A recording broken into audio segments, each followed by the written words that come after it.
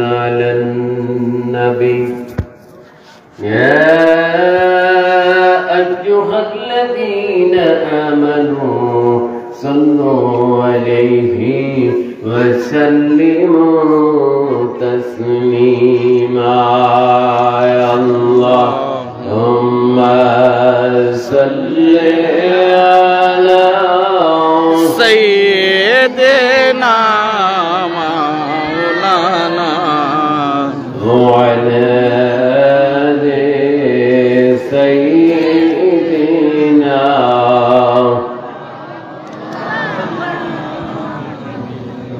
আরেকটু জোরে সোরে উচ্চ আওয়াজে করি মহব্বতের সাথে আল্লাহুম্মা সাল্লি মাশাআল্লাহ وعلى آل سيدنا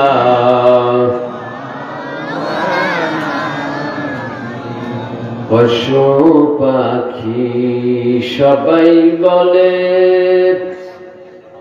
কুল কায়নাতের সবাই বলে আজ আমাদের ঈদের দিন ঠিক না বেঠে এ ধরাতে তশরিফ আনলেন রহমাতুল লিল আলামিন আল্লাহুম্মা সাল্লি মাশাআল্লাহ মাশাআল্লাহ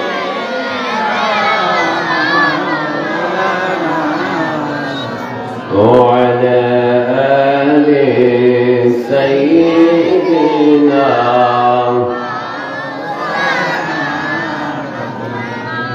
যাহার জন্যে কাদর মন নবীজির জন্য আমাদের মন কাঁদে কি কাঁদে না যাহার জন্যে কাদর মন তিনি সোনার মদিনায় স্বপ্ন যোগে পাইবে দেখা হইলে ওনার দিওয়ানা আল্লাহুম্মা সাল্লি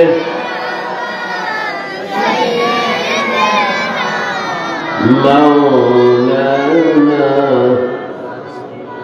وعلى آل سيدنا محبت जिक्र करी ला इलाहा हर जोरे ला इलाहा मोहब्बत ला इलाहा ला इलाहा ला इलाहा আসমানের মালিক যে আল্লাহ জমিনের মালিক সে আল্লাহ লা ইলাহা লা ইলাহা লা ইলাহা লা ইলাহা ইল্লাল্লাহ মুহাম্মাদুর রাসূলুল্লাহ সবাই জোরে সোরে বলি সাল্লাল্লাহু আলাইহি ওয়াসাল্লাম খলিফাতুল্লাহ খলিফাতুর রাসূলিল্লাহ সাইয়্যিদে মুজাদ্দিদে আযম আওলাদে রাসূল আহলে বাইতে রাসূল সাল্লাল্লাহু আলাইহি ওয়াসাল্লাম যিনি আজকে সারা বিশ্বে আহলে সুন্নাত ওয়াল জামাতের আকীদাকে প্রতিষ্ঠিত করছেন সুবহানাল্লাহ যিনি আমার নবীজির সুন্নাত মোবারকগুলো সারা বিশ্বে মানুষের দোরগোড়ায় পৌঁছে দিচ্ছেন সুবহানাল্লাহ যিনি সমগ্র বাতিলের মুখোশ উন্মোচন করে দিচ্ছেন সুবহানাল্লাহ जिनार मकबूल दुआर कारणे काफेर मुशरिक बेदिन बद्दीन गुलो दुनियार जमीन थेके निश्चिन्न हये जाच्छे सुबहानाल्लाह जिनी হক কথা বলতে কোনো দ্বিধা করেন না, কাউকে ভয় করেন না। তিনি হচ্ছেন রাজারবাগ শরীফের মামদুর মুর্শিদ কিবলা আলাইহিস সালাম। জোরে বলুন সুবহানাল্লাহ।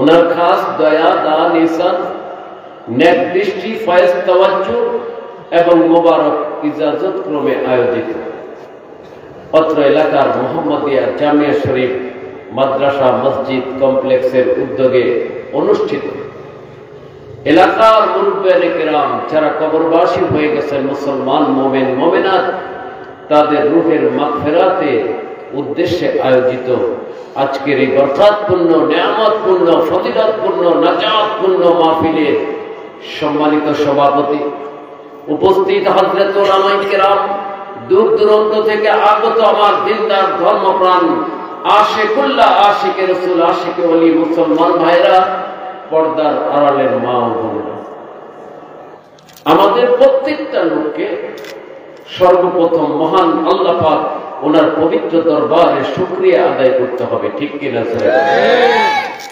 কেন শুকরিয়া আদায় করব? কারণ মহান আল্লাহ পাক যদি অত্যন্ত দয়া করে, মায়া করে, রহমত করে আপনার আমার উপর রহমত নাজিল না করতেন, তাহলে আপনার আমার পক্ষে আজকের বেহেশতের বাগানে, এই কোরআন ও হাদিসের মাহফিলে, হাক্কানি রব্বানি আলিম ওলামাদের মাহফিলে আমাদের পক্ষে আসা, বসা, আলোচনা করা এবং শোনা সম্ভব হতো না। ঠিক কি? যে আল্লাহ পাক রহমত করার কারণে আপনি আমি আজকে এত বড় একটা নিয়ামত লাভ করলাম, ওই আল্লাহ পাকের দরবারে শুকরিয়া আদায় করতে হবে কি হবে না? দরকার আছে না নাই? অবশ্যই দরকার আছে। কারণ আমার আল্লাহ পাক পবিত্র কোরআন শরীফের জায়গায় জায়গায় বান্দাকে আল্লাহর দেয়া নিয়ামতের শুকরিয়া আদায় করতে বলেছেন। ঠিক কিনা? মহান আল্লাহ পাক রব্বুল আলামিন ইরশাদ মোবারক করেন, লাইন শাকারতুম লাযিদান্নাকুম।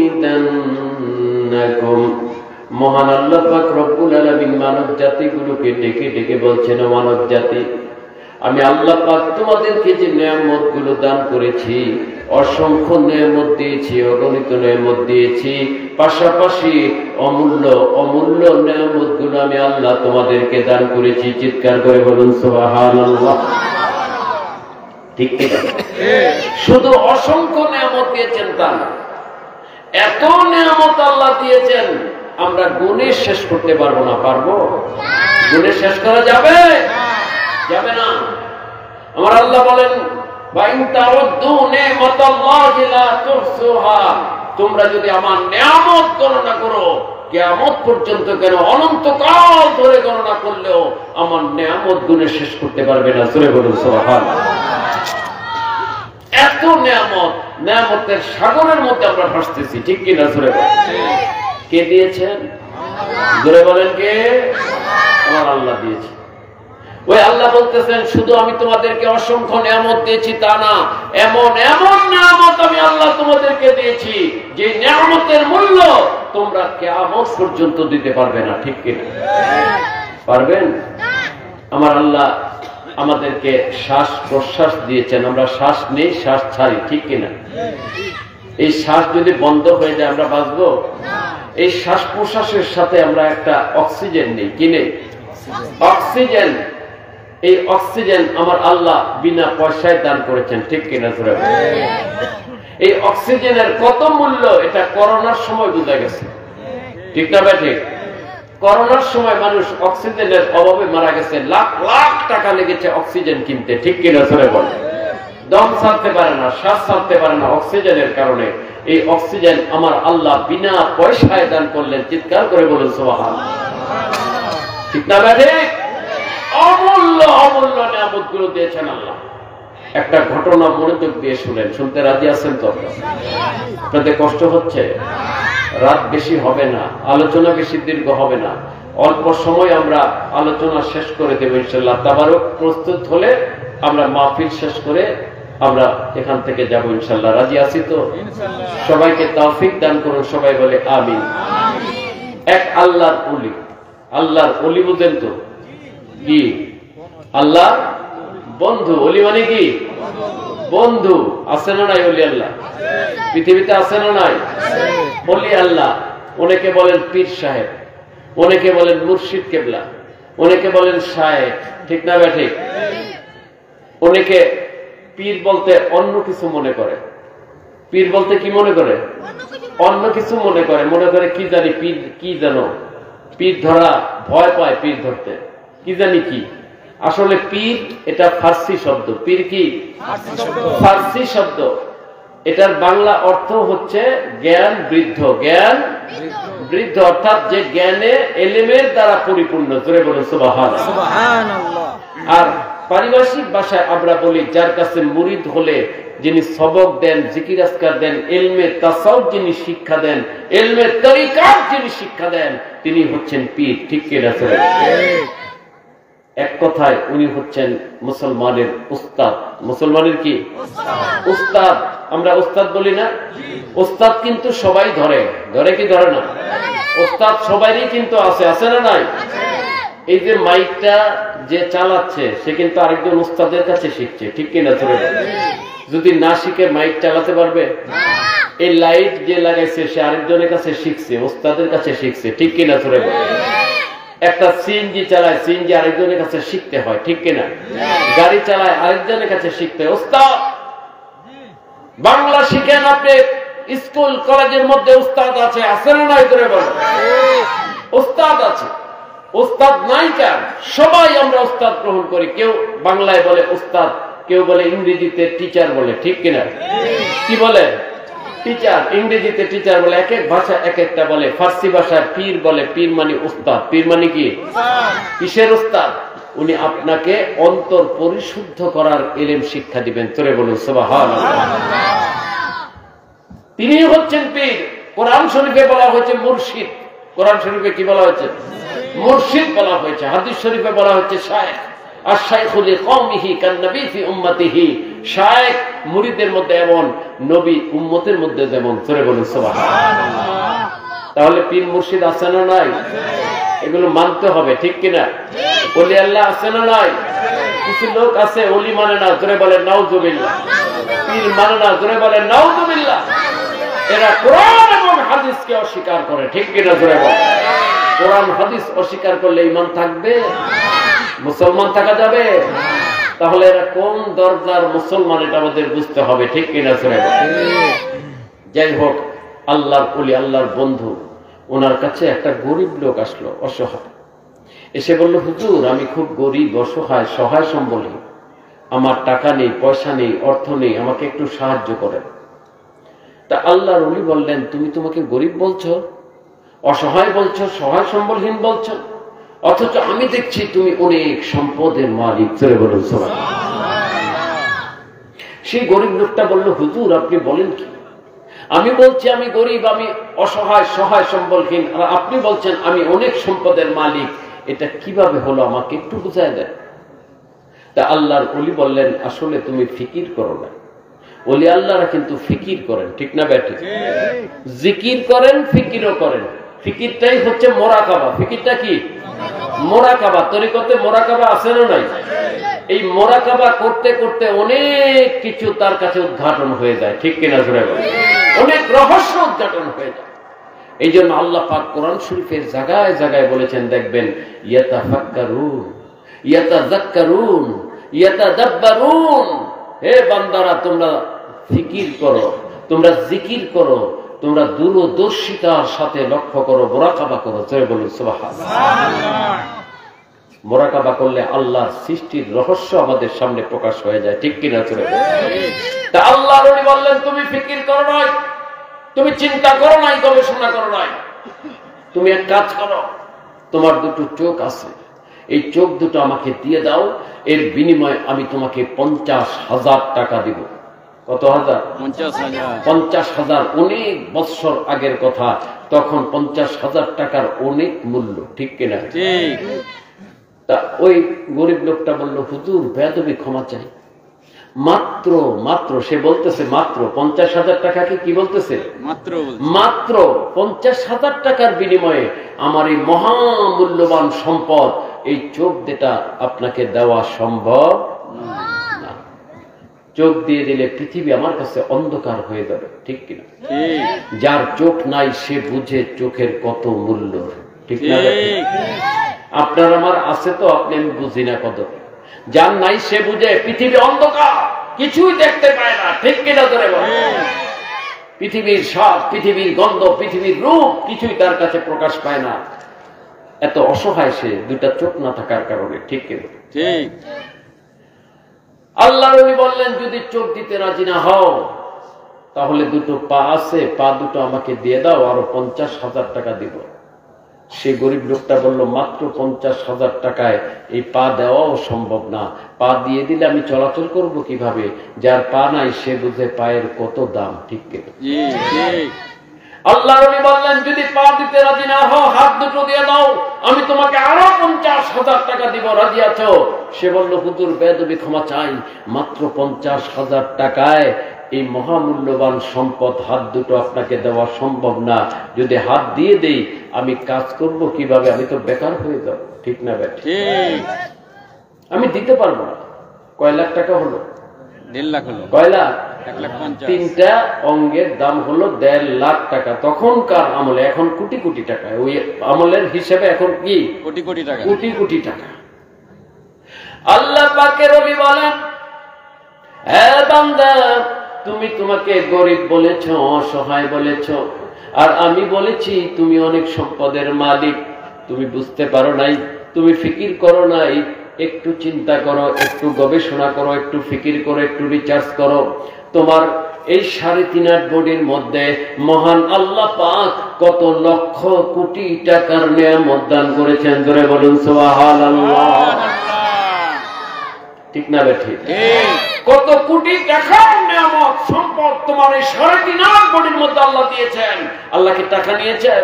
না। টাকার বিনিময়ে দিয়েছেন? বিনা পয়সায় ফ্রি আল্লাহ পাক এই নিয়ামতগুলো দান করেছেন। চিৎকার করে বলি সুবহানাল্লাহ। সেই জন্য আল্লাহ পাক বান্দা বান্দিগুলোকে ডেকে ডেকে বলছেন, লাইন শাকারতুম লাযীদান্নাকুম, আমার নিয়ামতের শুকরিয়া যদি তোমরা আদায় করো আমি আল্লাহ তোমাদের নিয়ামতকে আরো বাড়ায়া দিব। জোরে বলুন সুবহানাল্লাহ। তোমার নিয়ামত বৃদ্ধি করে দিব, রিজিক বাড়ায় দিব, রিজিকের মধ্যে বরকত দিয়ে দিব। চিৎকার করে বলি সুবহানাল্লাহ। আমার আল্লাহ পারেন কি পারেন না? পারেন। নিয়ামত বাড়া দিতে পারেন কি পারেন না? পারেন। রিজিক বাড়া দিতে পারেন কি পারেন না? পারেন। নিয়ামতের মালিক কে? আল্লাহ। রিজিকের মালিক কে? আল্লাহ। ওই রিজিকের বরকত দেওয়ার মালিক কে? আল্লাহ। আমার আল্লাহ পাক। জোরে বলুন সুবহানাল্লাহ। সুবহানাল্লাহ। আল্লাহ পাক রব্বুল আলামিন আমাদেরকে অনেক নিয়ামত দিয়েছেন। তার মধ্যে আজকের এই বেহেশতের বাগান, এই কোরআন হাদিসের মাহফিল, সর্বোপরি হক্কানি রব্বানি আলেম ওলামাদের মাহফিল আল্লাহর পক্ষ থেকে আমাদের জন্য একটা বিশাল নিয়ামত, ঠিক কিনা? কি নিয়ামত? বিশেষ, বিশাল, মহান, বড় একটা নিয়ামত আজকের মাহফিল। সুবহানাল্লাহ বলেন। সুবহানাল্লাহ। কারণ আপনি মাহফিল পাবেন। আজকে আমাদের দেশে অনেক মাহফিল হয়, হয় কি হয় না? হয়। অনেক মাহফিলে লাখ লাখ লোক জমে আছে না? এরকম। কিন্তু আসলে মানুষ বুঝে না কোনটা হক আর কোনটা না হক। হক্কানি আলিম ওলামাদের মাহফিলটা হচ্ছে নিয়ামত, আর যারা না হক দুনিয়াদার ভণ্ড প্রতারক দুনিয়া নবী ধর্ম ব্যবসায়ী তাদের মাহফিল কিন্তু আমাদের জন্য নিয়ামত না, ঠিক কিনা?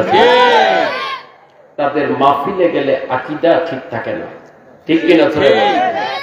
তাদের মাহফিলে গেলে আকীদা ঠিক থাকে না। আমার আল্লাহ সম্পর্কে এলোমেলো কথা বলে, আমার নবীজি সম্পর্কে এলোমেলো কথা বলে, উম্মাহাতুল মুমিনিনদের সম্পর্কে এলোমেলো কথা বলে, ঠিক কিনা? সাহাবীদের সম্পর্কে এলোমেলো কথা বলে, ইসলাম নিয়ে ঠাট্টা করে বিদ্রূপ করে। ধরে বলেন নাউজুবিল্লাহ। ঈমান থাকবে না, ওই মাহফিলে গেলে ঈমান থাকবে না। আর হক্কানি রব্বানি আলিম ওলামাদের মাহফিলে গেলে ঈমানটা বিশুদ্ধ হয়। সুবহানাল্লাহ বলেন। সুবহানাল্লাহ। আমলটা বিশুদ্ধ হয়। সুবহানাল্লাহ বলেন। সুবহানাল্লাহ। তাই হক এবং না হক এই দুইটা বিষয় আমাদেরকে চিনতে হবে, বুঝতে হবে, ঠিক কিনা? ঠিক। এই প্রসঙ্গে হাদিস শরীফে এসেছে, নবীজিকে একদিন সাহাবায়ে কেরাম জিজ্ঞাসা করলেন, ইয়া রাসূলুল্লাহ, ইয়া হাবিবাল্লাহ, দুনিয়ার জমিনে সবচাইতে নিকৃষ্ট ব্যক্তিকে? সবচেয়ে খারাপ, সবচেয়ে নিকৃষ্ট আল্লাহর কাছে, আল্লাহর রাসূলের কাছে সবচেয়ে নিকৃষ্ট কে? আমাদেরকে বলে দেন ইয়া রাসূলুল্লাহ। নবীজি চুপ করে আছেন, কোনো কথা বলছেন না।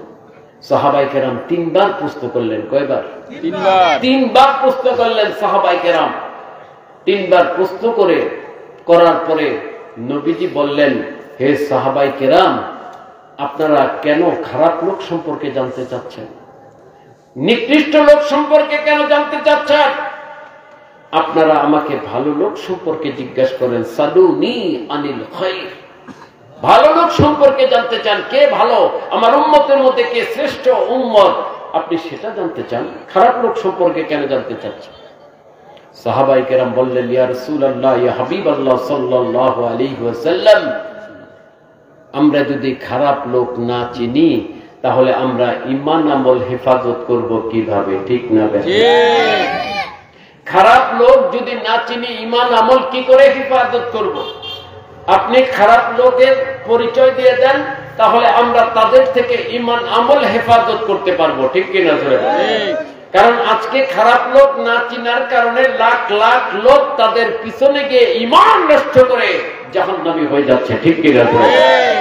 না চিনার কারণে খারাপ লোক চিনতে হবে, নিকৃষ্ট লোক চিনতে হবে, ভণ্ডদেরকে চিনতে হবে, ধর্ম ব্যবসায়ীদেরকে চিনতে হবে। ঠিক কিনা? না চিনলে আমরা ঈমান আমল হেফাজত করতে পারবো না। পারবো? দয়া করে আপনি বলে দেন সবচেয়ে খারাপ ব্যক্তি কি? তখন নবীজি বললেন, হে সাহাবায়ে কেরাম, যদি আপনাদের উদ্দেশ্য এটাই হয় খারাপ লোক চিনে তার থেকে ঈমান আমল হেফাজত করবেন, তাহলে আমি বলে দিচ্ছি আমার উম্মতের মধ্যে সবচেয়ে খারাপ ব্যক্তিকে, শুধু খারাপ না, আমার উম্মতের মধ্যে সর্বশ্রেষ্ঠ মর্যাদার অধিকারীকে আমি সেটাও বলে দিচ্ছি। চিৎকার করে বলি সুবহানাল্লাহ। আমার নবীজি বলেন, ইন্না শাররা শাররি শিরারুল উলামা ওয়া ইন্না খায়রাল খায়রি খিয়ারুল উলামা। নবীজি বলেন, আমার উম্মতেরা তোমরা ভালো করে জেনে রাখো, আমার উম্মতের মধ্যে সবচাইতে নিকৃষ্ট, সবচাইতে খারাপ এবং বদ মানুষ হচ্ছে ওই আলেম সম্প্রদায়, যে আলেম ইলম অর্জন করে ইলমের দ্বারা দুনিয়া কামাই করলো, ইলমকে বিক্রি করে দুনিয়া হাসিল করলো, হারামটাকে হালাল বলল, হালালটাকে হারাম বলল, অর্থাৎ দুনিয়ার জন্য ঈমান আমল সব বিক্রি করে দিল। ওই আলেম হচ্ছে আমার উম্মতের মধ্যে সবচাইতে নিকৃষ্ট আলেম। জোরে বলেন নাউযুবিল্লাহ। আমার উম্মতের মধ্যে সবচেয়ে খারাপ, সবচেয়ে নিকৃষ্ট এই আলেম সম্প্রদায়, যে আলেম সম্প্রদায় ইলম অর্জন করার পরে ইলমটাকে টাকার কাছে বিক্রি করে দিয়েছে। ঠিক কিনা? এমন লোক আছে না? আছে। আছে না? নয়। ঈমান বিক্রি করে দেয় ইহুদি নাসারার কাছে, ঈমান বিক্রি করে দেয় কাফের মুশরিকের কাছে, ঈমান বিক্রি করে দেয় সরকারের কাছে। ঠিক কিনা? মন গড়া ফতোয়া দেয়, হারামকে হালাল বলে, হালালকে হারাম বলে। চলে বলে নাউযুবিল্লাহ। দুনিয়াবি শর্ত হাসিল করার জন্য। আর আমার উম্মতের মধ্যে সবচেয়ে মর্যাদাবান, সবচেয়ে ফজিলতপূর্ণ হচ্ছে ওই আলেম, যে আলেম ঈমান রাখার জন্য জীবন দিতে প্রস্তুত, কিন্তু ঈমান দিতে রাজি না। কোটি কোটি টাকা দিলে উনি হারামকে হালাল বলবেন না। ঠিক কিনা? উনি হারামটাকে হারাম বলবেন, হালালটাকে হালাল বলবেন। সারা পৃথিবী যদি ওনার বিরুদ্ধে চলে যায়, উনি একটাও নাহক কথা বলবেন না। ঠিক কিনা? একটাও শরীয়তের খেলাফ কাজ করবেন না। তিনি হচ্ছেন হক্কানি আলিম। জোরে বলুন সুবহানাল্লাহ। তিনি হক্কানি আলিম। হকের সংখ্যা থাকবে কম, না হকের সংখ্যা থাকবে কি? বেশি। জোরে বলেন কি? বেশি। বেশি থাকবে না হকের সংখ্যা, হকের সংখ্যা কম থাকবে। একটু দুরূদ শরীফ পড়ি। আল্লাহুম্মা আলা সাইয়্যিদিনা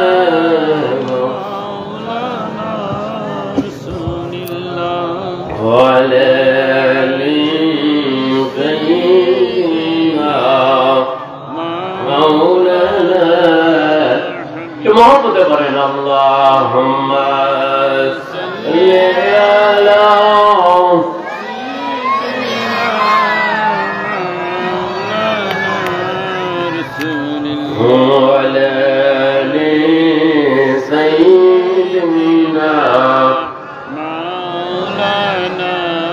হাবিবিল্লাহ আল্লাহুম্মা আচ্ছা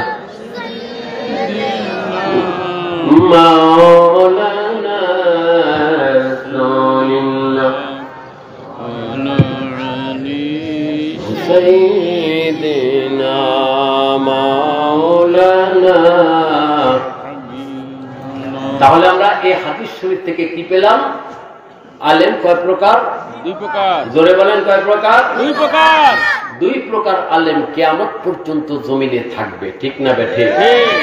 তাহলে আলেমের নাম শুনলে কি লাভ দেওয়া যাবে? না। নাম শুনলে লাভ দেওয়া যাবে? না। লাভ দেওয়া যাবে না, যাচাই বাছাই করতে হবে, ঠিক কিনা? ধরে এই প্রসঙ্গে একটা ঘটনা শুনেন মনোযোগ দিয়ে, অত্যন্ত গুরুত্বপূর্ণ ঘটনা। ঈমান আমল হেফাজতের জন্য এই ঘটনাটা অত্যন্ত জরুরি, ঠিক কিনা? ধরে বর্তমান প্রেক্ষাপটে এই ঘটনাটা আমাদের জন্য অত্যন্ত জরুরি, খুব মনোযোগ দিয়ে শুনবেন। বাদশাহ শাহজাহানের নাম শুনছেন? বাদশাহ শাহজাহান মোগল সম্রাট। কি সম্রাট? মোগল সম্রাট ছিলেন বাদশাহ শাহজাহান, প্রতাপশালী সম্রাট। সেই মোগল সম্রাট বাদশাহ শাহজাহান একবার অসুস্থ হয়ে পড়ে। কি অসুস্থ? তার শরীরে চুলকানি রোগ হয়, খুজলি পাচরা, অ্যালার্জি রোগ আছে না নাই? খুজলি পাচরা চিনেন তো? চুলকানি রোগ হয় কি হয় না মানুষের? তো বাদশার চুলকানি রোগ হল। তা বাদশাহ তার কবিরাজকে ডেকে আনলো, দরবারে কবিরাজ থাকে না? কবিরাজকে ডেকে আনলো, ডেকে এনে বলল, হে কবিরাজ, দেখো তো আমার এই চুলকানি রোগের কি ওষুধ, কি চিকিৎসা? কবিরাজ ভালো করে দেখলো, দেখার পর বলল, বাদশাহ আপনার একটা ভালো চিকিৎসা আছে। কি চিকিৎসা? চিকিৎসাটা হলো আপনি যদি রেশমি কাপড় পরিধান করতে পারেন তাহলে আপনার এই চুলকানি রোগ ভালো হয়ে যাবে। কি কাপড়? রেশমি কাপড়। কি কাপড়? রেশমি কাপড়। রেশমি কাপড়। রাজশাহীতে রেশমের চাষ হয়, হয় কি হয় না? রেশম গুটি পোকা, পোকা, এই পোকার থেকে একটা সুতা বের হয়, ওই সুতা দিয়ে যে কাপড়টা তৈরি করা হয় সেটাকে কি বলে? রেশমি কাপড়। রেশমি কাপড়। তো এই রেশমি কাপড় যদি আপনি পরিধান করতে পারেন তাহলে আপনি সুস্থ হয়ে যাবেন। আগের দিনের রাজা বাদশাদের কিছু এলেম কালাম ছিল, ঠিক না ব্যাঠিক? আর এখনকার দিনের যারা রাজা বাদশা হয়, অর্থাৎ প্রধানমন্ত্রী, প্রেসিডেন্ট হয়, অধিকাংশই ইসলামের ব্যাপারে মূর্খ, ঠিক কিনা? চলে ঠিক, ইসলামের ব্যাপারে কিছুই জানে না, কোরআন হাদিস কিছুই জানে না। বর্তমানে আমাদের দেশের প্রধান যে আছে ইসলাম সম্পর্কে কিছু জানে না, জানে কিছু না, সুদ ছাড়া আর কিছুই জানে না, ঠিক কিনা? চলে সে জানে নারীদেরকে কিভাবে রাস্তায় নামাতে হয়, ঠিক কিনা? চলে কিভাবে সুদের ব্যবসা করতে হয় জানে, কিন্তু ইসলাম সম্পর্কে কিছু জানে না। প্রত্যেক দেশেরই রাজা বাদশা দেখবেন ইসলাম সম্পর্কে জ্ঞান নাই, কিন্তু আগের দিনের রাজা বাদশারা ইসলাম নিয়ে পড়াশোনা করতো। সুবহানাল্লাহ, সুবহানাল্লাহ। তা বাদশা শাহজাহান বলল, আমি তো জানি ইসলামে মুসলমানের জন্য রেশমি কাপড় পরিধান করা কি হারাম, হারাম পুরুষের জন্য। কার জন্য? পুরুষের জন্য। পুরুষের জন্য তিনটা জিনিস হারাম, মহিলাদের জন্য জায়েজ। কয়টা? তিনটা। মনে রাখবেন এই কথাটা। কয়টা? তিনটা। তিনটা। এক নাম্বার, স্বর্ণ ব্যবহার কর। কি ব্যবহার কর? স্বর্ণ। স্বর্ণ পুরুষ এক রুটিও ব্যবহার করতে পারবে না, হারাম। ছোট বাচ্চা, ছেলে বাচ্চা আছে না, শিশু যদি হয়, আজকে জন্মগ্রহণ করেছে শিশু, ছেলে, ওই ছেলের গায়েও স্বর্ণ দেওয়া যাবে না। অনেকে নাতি হলে স্বর্ণের একটা চেন দেয় মহব্বত করে, ঠিক কিনা? নাতির গলায় পরায় রাখে, তা হারাম। কোন পুরুষের জন্যই, যে কোনো বয়সের হোক, স্বর্ণ ব্যবহার করা কি নাই? হারাম, জায়েজ নাই, হারাম। দ্বিতীয় নাম্বার হচ্ছে লাল রং, হলুদ রং, জর্দা রঙের কাপড় আছে না? আছে। লাল রং, হলুদ রং, জর্দা রঙের কাপড়, এই রঙের কাপড় পুরুষ ব্যবহার করতে পারবে না। মহিলারা কি পারবে? জায়েজ। মহিলাদের জন্য কি জায়েজ, পুরুষের জন্য হারাম, হারাম, নিষেধ। নবীজি একদিন রাস্তা দিয়ে যাচ্ছিলেন, তিরমিজি শরীফের হাদিস। এক ব্যক্তি নবীজিকে সালাম দিলেন, নবীজি তার সালামের জবাব দিলেন না, তার সালামের জবাব দিলেন না। কেন? হাদিস শরীফে আছে তার গায়ে দুটা লাল রঙের কাপড় ছিল, তোরে বলেন নাউজুবিল্লাহ। নাউজুবিল্লাহ। একটা চাদর হিসেবে ব্যবহার করেছে আর একটা লুঙ্গি হিসেবে লাল রঙের কাপড়। আমাদের দেশে দেখবেন কিছু ভণ্ড ফকির আছে লাল কাপড় পরে ঘুরে বেড়ায়, ঠিক কিনা তোরে আছে না? নয় পুরুষ হারাম, পুরুষের জন্য লাল রঙের কাপড়, হলুদ রঙের কাপড়, জর্দা রঙের কাপড়, মনে থাকবে? এই রঙগুলো ব্যবহার করবেন না, কারণ এগুলো পুরুষের জন্য ক্ষতির কারণ। কিসের কারণ? ক্ষতির কারণ। স্বর্ণ, লাল রং। 3 নাম্বার হচ্ছে রেশমি কাপড়। রেশমি কাপড় পুরুষের জন্য হারাম, মহিলাদের জন্য কি? বাদশা শাহজাহান বলল, আমি কি এটা পরিধান করতে পারবো? জায়েজ হবে আমার জন্য? কবিরাজ বলল, এটা জায়েজ হবে না না জায়েজ হবে এই কথা তো আমি বলতে পারবো না, আমি তো মুফতি না, আমি কবিরাজ, আমি ওষুধ দিতে পারবো, ঠিক না বেঠিক? কবিরাজ কি ফতোয়া দিতে পারবে না? আজকে দেখবেন এমন কিছু লোক বের হয়েছে ইসলাম সম্পর্কে কিছুই জানে না, সে ফতোয়াবাজি করে, ঠিক কিনা? চলে ইসলামের ব্যাপারে ফতোয়া দেয়, অথচ ইসলামের ওই সে রহস্যটাও জানে না, জোরে বলেন নাউজুবিল্লাহ। এরা ইসলামের ক্ষতি করে, ঠিক কিনা? জোরে বলেন। যাই হোক, তো এটা মুফতি সাহেব ফতোয়া দিতে পারে। বাদশা বলল, তুমি ঠিক বলেছ, আমার দরবারে তো মুফতি আছে। রাজা বাদশার দরবারে মুফতি থাকে কি থাকে না? মাওলানা মৌলবী থাকে কি থাকে না? সরকারের গোলাম কিছু মাওলানা থাকে কি থাকে না?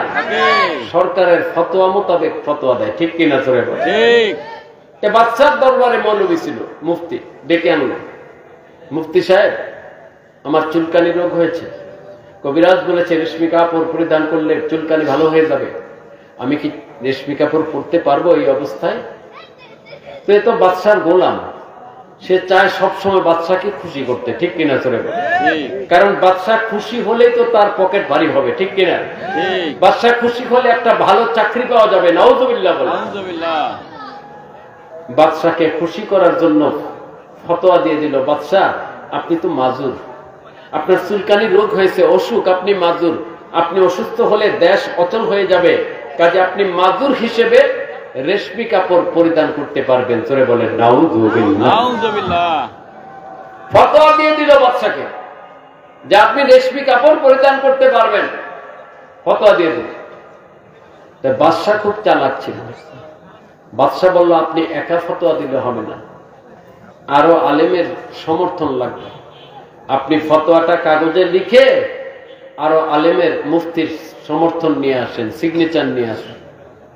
ওই মুফতি ফতোয়াটা লিখলো, লিখে ঘুরে ঘুরে তার মতো যারা তার মতো তাদের কাছ থেকে 300 মুফতির কাছ থেকে সিগনেচার নিল। জোরে বলেন নাউজুবিল্লাহ। কয়শো মুফতি?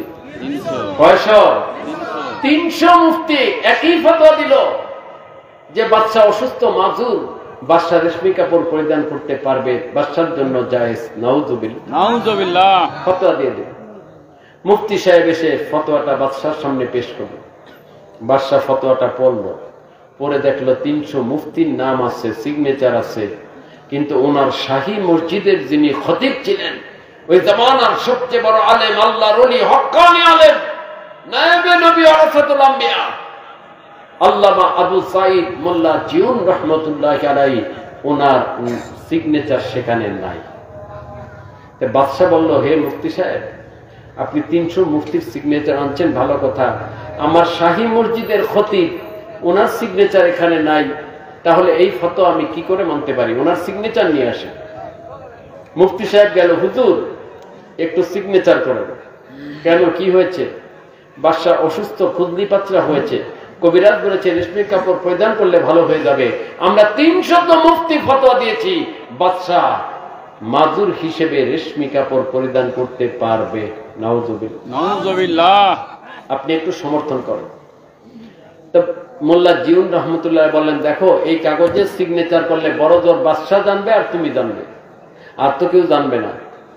তার চেয়ে ভালো আগামীকাল জুমার দিন বাদশা আমার এখানে জুমার নামাজ আদায় করবেন, আমি আগামীকাল সমস্ত জনগণের সামনে কোরআন ও হাদিসের দৃষ্টিতে তার ফয়সালা দিয়ে দিব। জোরে বলুন সুবহানাল্লাহ। মুফতি সাহেব কোনো কথা বলতে পারল না, সে চলে আসলো, বাদশাকে জানালো। বাদশা বলল, এটাই ভালো হবে, এটাই ভালো হবে। সবার সামনে, জনগণের সামনে যদি ফয়সালা হয়ে যায়, তাহলে তার জনগণ চুচেরা করতে পারবে না, ঠিক না? ঠিক। ঠিক আছে, জুমার দিন বাদশাহ উপস্থিত, মন্ত্রী মিনিস্টার সব উপস্থিত, শাহী মসজিদ, সবাই নামাজ আদায় করে, এখানে মুফতি সাহেবরাও আসলো, মুসল্লিরাও আসলো। আল্লামা মোল্লা জিউন রহমতুল্লাহ আলাইহি খুতবা দেওয়ার আগে ফতোয়াটা হাতে নিলেন। হাতে নিয়ে বললেন, আমার কাছে একটা ফতোয়া এসেছে, জবাব চাওয়া হয়েছে, শরীয়তের দৃষ্টিতে ফয়সালা। কি ফতোয়া?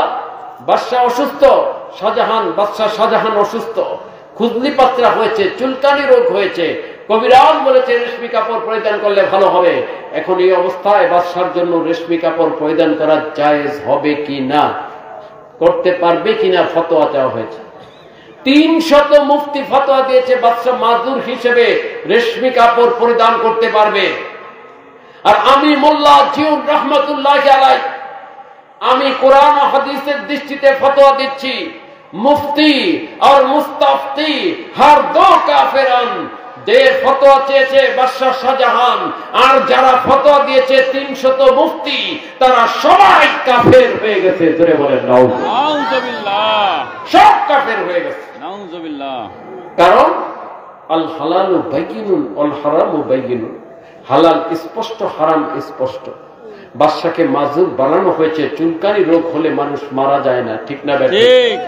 যদি বাদশা মৃত্যুর উপক্রম হতো তাহলে জীবন রক্ষার জন্য রেশমি কাপড় পরিধান করা জায়েজ না, মুবাহ হয়ে যেত, ঠিক কিনা জোরে বলেন? জায়েজ, হারামটা কোনোদিন জায়েজ হয় না, ঠিক কিনা জোরে বলেন? হারাম হারামই থাকে, ওজরের কারণে সেটা মুবাহ হতে পারে সাময়িকভাবে, ঠিক কিনা জোরে বলেন? জায়েজ হবে না। কাজী বাদশা 300 মুফতির সবাই কাফের হয়ে গেছে, হারামটাকে হালাল বানানোর চেষ্টা করার কারণে, আর ওই 300 মুফতি হারামকে হালাল ফতোয়া দেওয়ার কারণে তারা কাফের হয়ে গেছে। নাউজুবিল্লাহ। নামাজ শেষ, বাদশা দরবারে চলে গেল, রাগে ফেটে গেছে, রাগে ফেটে ফুটে একেবারে ফুলে গেছে রাগে। সৈন্যদেরকে ডেকে বলল, এখনই মোল্লা জিউন রহমতুল্লাহ আলাইহিকে অ্যারেস্ট করো, গ্রেফতার করো, উনি আমার মান সম্মান নষ্ট করে দিয়েছে। বাদশাহ আলমগীর ছোট ছিলেন, ওনার ছেলে মোল্লা জিউন রহমতুল্লাহ ছাত্র বাদশাহ আলমগীর। আপনারা আগে পড়েন নাই কিতাবের মধ্যে, বইয়ের মধ্যে, স্কুলের বই আমরা পড়েছি, মোল্লার দিল্লির মৌলবী নামে একটা কবিতা ছিল না? যে উস্তাদের পায়ে পানি ঢালতেছে কিন্তু পাওটা হাত দিয়ে ধুয়ে দিচ্ছে না, সেজন্য ওনার পিতা বললেন যে এটা কোন ধরনের আদব, উস্তাদের পায়ে পানি ঢালো এবং হাত দিয়ে পাওটা ধুয়ে দাও। চলে বলুন সুবহানাল্লাহ। কত সুন্দর কাহিনী আগে শিক্ষা, আর এখন তো শিক্ষা হচ্ছে একেবারে জঘন্যতম শিক্ষা, ঠিক কিনা? জোরে বলেন। হিন্দুয়ানি শিক্ষায় বই ভরে গেছে, জোরে বলেন নাউজুবিল্লাহ। মানুষকে কিভাবে অশ্লীল বানাবে, কিভাবে ঈমান নষ্ট করবে, এই শিক্ষা আজকে পাঠ্য পুস্তকের মধ্যে দেওয়া হচ্ছে, ঠিক কিনা? জোরে বলেন। মুসলমান প্রতিবাদ করে না, মুসলমানের শিক্ষা একেবারে নষ্ট করে দিচ্ছে আজকে এই সরকারগুলো। জোরে বলেন নাউজুবিল্লাহ। এদের থেকে সাবধান, সতর্ক থাকতে হবে। যাই হোক, বাদশা আলমগীর দৌড়ে আসলেন, এসে বলেন, উস্তাদজি আব্বাজান সৈন্য পাঠাচ্ছে আপনাকে অ্যারেস্ট করার জন্য। তাই নাকি? তুমি এক কাজ করো, আমার ওযুর বদনাটা দাও, মেসওয়াকটা দাও। আল ওযু সিলাহুল মুমিন, ওযু হচ্ছে মুমিনের অস্ত্র। সুবহানাল্লাহ বলেন। মুমিনের অস্ত্র কি? ওযু। ওযু। আমি এখন ওযু করব, ওযু করে 2 রাকাত নামাজ আদায় করব, আল্লাহর দরবারে হাত তুলব, উনি মুস্তাজাবুদ দাওয়াত, ওনার প্রতিটা দোয়া আল্লাহর দরবারে কবুল হয়। জোরে বলুন সুবহানাল্লাহ। আমি দোয়া করলে, বদদোয়া করলে তোমার বাবার রাজ্য এখনই ধ্বংস হয়ে যাবে। বাদশা আলমগীর তাড়াতাড়ি দৌড়ে আসলেন, আব্বাজান এখনো সময় আছে, ওনার হাত ঠেকান, উনি যদি হাত তুলেন আপনার রাজ্য ধ্বংস হয়ে যাবে। বাদশাহ শাহজাহান জানতেন উনি হক, উনি আল্লাহর ওলি, উনি হক, উনি আল্লাহর ওলি। উনি তাড়াতাড়ি দৌড়ে আসলেন, এসে বলেন, হুজুর আমি ক্ষমা চাই, আমি বুঝতে পারি নাই, ওলামায়ে সুগুলো আমাকে গোমরা বানাইছে। জোরে বলেন নাউজুবিল্লাহ। আমাকে তওবা করান। উনি তওবা করলেন, ইস্তেগফার করলেন, ওনাকে ক্ষমা করে দিলেন। জোরে বলুন সুবহানাল্লাহ। এখন এই যে ঘটনাটা আমরা শুনলাম, কি বুঝলাম আমরা? এখানে বুঝার বিষয় আছে, আছে না নাই? করে বলেন। 1 নাম্বার বোঝার বিষয় হচ্ছে হকের সংখ্যা কম থাকবে, না হকের সংখ্যা কি থাকবে? বেশি থাকবে। না হক মাওলানা, মৌলবী, আলেম, ওলামার দল বড়, আর হকের সংখ্যা কম, ঠিক কিনা জোরে বলে। বাদশাহ মোল্লা জিউন রহমতুল্লাহি আলাইহি একাই হক ফতোয়া দিলেন, আর 300 মুফতি তারা নাহক ফতোয়া দিয়েছে, ঠিক কিনা জোরে বলে। এখন 300 মুফতিরটা মানবো না একজনেরটা মানবো? একজনেরটাই মানতে হবে, কারণ এটা কোরআন হাদিস সম্মত, ঠিক কিনা জোরে বলে। 300 মুফতিকে সারা জমিন পৃথিবীর মাওলানা মৌলবী যদি ফতোয়া দেয় হারামকে হালাল করে, হালালকে হারাম করে, আমরা মানবো না, ঠিক কিনা জোরে বলে। মানবো আমরা মানবো না, 1 নম্বর। 2 নম্বর হচ্ছে যারা হক তারা কখনো কোন দুনিয়াবী শক্তিকে ভয় পায় না, ঠিক কিনা জোরে বলে। বাদশাহ শাহজাহানের গ্রেফতারি পরোয়ানাকে মোল্লা জিউন রহমতুল্লাহ ভয় পান নাই, চাকরি চলে যাওয়ার ভয় পান নাই, গ্রেফতার হওয়ার ভয় পান নাই, ফাঁসির কাস্টে ঝুলতে হবে ভয় পান নাই।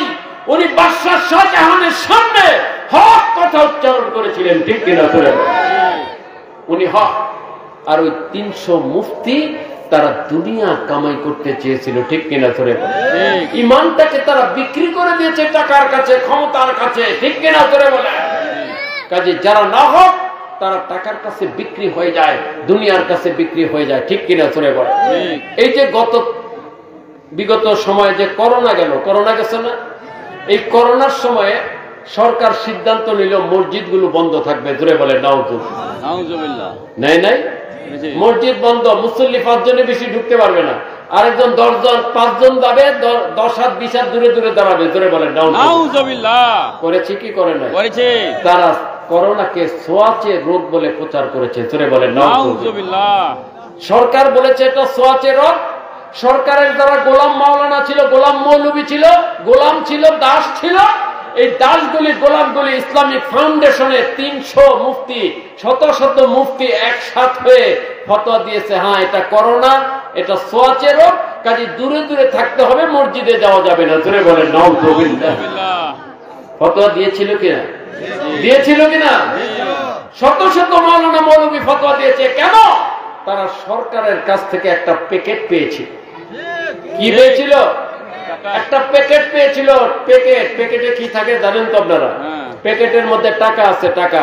এই টাকা ভর্তি প্যাকেট দিয়েছে, যার কারণে হারামটা হালাল হয়ে গেছে, হালালটা হারাম হয়ে গেছে, জোরে বলেন নাউজুবিল্লাহ। করোনা সোয়াচে না, ইসলামে সোয়াচে রোগ বলতে কোনো রোগ নাই, আর সোয়াচে রোগ বিশ্বাস করা কুফরি। এই রোগের কারণে, করোনার কারণে মসজিদ বন্ধ করা, দূরে দূরে নামাজে দাঁড়ানো, এটা হারাম, নামাজ হবে না এবং কবিরা গুনাহ হবে, ঠিক কিনা? একমাত্র রাজারবাগের পীর সাহেব কিবলা ফতোয়া দিয়েছেন, সুবহানাল্লাহ বলেন। সুবহানাল্লাহ। তাহলে হক কিন্তু কম থাকবে, ঠিক না বেঠিক? ঠিক। আর হক কাউকে ভয় পাবে না। তখন কিন্তু আর্মি ছিল, করোনার সময় কি ছিল? আর্মি ছিল, টহল দিচ্ছিল আর্মি, রাস্তায় নামায় দেওয়া হয়েছিল, র্যাব, বিজিবি সব নামানো হয়েছে। রাজারবাগের পীর সাহেব কিবলা এগুলোকে ভয় করেন? সরকারকে ভয় করেন নাই। উনি হক ফতোয়া দিয়েছিলেন, জোরে বলেন সুবহানাল্লাহ। ওনার এই ফতোয়ার কারণে হাজার হাজার লক্ষ লক্ষ কোটি কোটি লোক ঈমান হেফাজত করতে পেরেছে, ঠিক কিনা? আমল হেফাজত করতে পেরেছে। তাহলে বুঝতে হবে হক কারা আর নাহক কারা। এখন তো নাহক চিনাটা একেবারে সহজ হয়ে গেছে। ছবি তোলা ইসলামে হারাম। ছবি তোলা ইসলামে কি হারাম? জোরে বলেন কি হারাম? ভিডিও করা হারাম। এটা কোরআন হাদিস দ্বারা প্রমাণিত। আমার ফতোয়া না, আমার বাপদাদার ফতোয়া না, আমার পীর সাহেব কিবলার ফতোয়া না, এটা আল্লাহর রাসূলের ফতোয়া, ঠিক কিনা? জোরে বলেন। কুল্লু মুসাফিরিন ফিন্নার। মুসলিম শরীফের হাদিস খুলে দেখেন, প্রত্যেক ছবি তুলনাওয়ালা আকনাওয়ালা জাহান্নামী, নাউযুবিল্লাহ। আজকে এমন কোন মাওলানা নাই, এমন কোন মৌলবী নাই ছবি তোলে না, ভিডিও করে না, ঠিক কিনা? জোরে বলে। সবাই ছবি তোলে, ভিডিও করে, ইউটিউবে ভাইরাল করে দেয়, জোরে বলে নাউযুবিল্লাহ। নিজের বক্তব্য প্রচার করে। আবার এখন আরেকটা নতুন বেদাত বের হয়েছে, মাহফিলে বক্তা আসবে, গেট করে, গেটের মধ্যে বক্তার ছবি দিয়ে দেয়, জোরে বলে নাউযুবিল্লাহ। দেয় কি দেয় না? আছে কি আছে না?